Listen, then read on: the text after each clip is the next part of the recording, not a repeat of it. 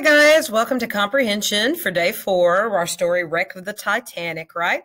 And hopefully you have listened to the other video yesterday to get a good start on understanding our story, and that you've listened to and watched the other videos that have been posted this week on this really fascinating topic, right? So what is a helmsman? Let's get started. In the text, it says, "It was here that First Officer William Murdoch, desperate to avoid the mountain of ice that lay in the Titanic's path, shouted to the helmsman, 'Hard a starboard.' Then Murdoch watched in excruciating agony as the huge ship slowly began to turn, but it was too late, and the iceberg fatally grazed the liner's side." So what is a helmsman? Very good. Was William Murdoch the helmsman? No, he shouted to the helmsman, right? So a helmsman is somebody who is at the helm of a ship, which means the steering part, right? The guy who's steering the ship. And what context clue lets me figure this out? Well, he shouted to the helmsman, "Hard a starboard." Starboard's the ocean, the water word for turn right. And then the ship slowly began to turn. There it is. If you yell at the helmsman and then the ship starts to turn, that means the guy who's driving the ship has turned it, right? That makes sense. What is the meaning of the word arm? The broken arm of a lifeboat davit hung over the side. Is that part of a machine or part of a person? Well, I don't think I have any lifeboats on the end of my arms, so it's definitely got to be part of a machine. But it looks like an arm. It's a long and spindly piece of machinery. What does pandemonium mean? Oh, that's such a fun word to say, isn't it? Pandemonium. Try it. Pandemonium. The narrator says there was pandemonium on the Titanic after the ship hit the iceberg. In the text, it says, "In my mind's eye, I could see the deck surging with passengers as the crew tried to keep order during the loading of the lifeboats. The broken arm of a lifeboat davit hung over the side. From this spot, port side, lifeboat number 2 was launched, barely half full." So what's pandemonium mean? The clue here has got to be deck surging with passengers, right? Trying to keep order. Oh, that's right. Pandemonium is crazy. It's loud and crazy chaos where nobody knows what they're doing and it's gone craziness. Pandemonium is craziness, right? Kind of like pandemic means being really scared, and we know about that, right? What is a submarine?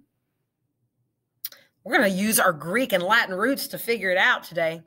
Sub means under, and marine means water. So a submarine is an underwater. Very good. It's an underwater machine. It's a boat that travels underwater, going underwater. In our story, Alvin and Jason Jr. are Alvin's a submarine, and Jason Jr. is an ROV, a remotely operated vehicle, right? Weeping great tears of rust. In the story, they mention that the ship looks like it's weeping great tears of rust, and you can see it. They call them rust sickles, like icicles, but made of rust. And when they mention weeping great tears of rust, it's a kind of figurative language, because the Titanic's a ship and it can't cry, so it can't weep, right?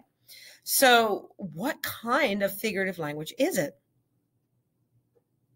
Very good. This is actually an example of 2 kinds. It can be personification, because it's giving a non-living thing human characteristics. And it can be a metaphor, because it's comparing the boat to somebody who's upset and crying. An upset person would be weeping great tears of rust. And they think maybe the Titanic, if it was a person, would be weeping too, right? In this case, not tears, but rust. What do you think the wreck looks like from inside the Alvin? All right, so if you're looking down at the wreck on the ship, does it look like it is brand new and you're sailing around and nothing's really any different? I hope not, because this is a story about being on the Titanic after it sinks, much later, right? We're looking at the wreck. So if you describe it like it's new, like it's the day of the wreck, you're not going to be correct, right? This is where they get you. This story, like I said yesterday, is not about being on the Titanic when it was still a ship sailing on the ocean. This is a story about looking at the remains of the Titanic after the accident happened, okay? So if you're looking at the wreck from inside the Alvin, it's definitely not going to look beautiful and new, and you're definitely not going to be walking around on the deck, right? This is a story about being on the wreck of the Titanic and being in that submarine, cruising around and looking at it after it's done. All right, guys. I wish you lots of luck on your test tomorrow. I know you're going to do awesome. Catch you on the flip side.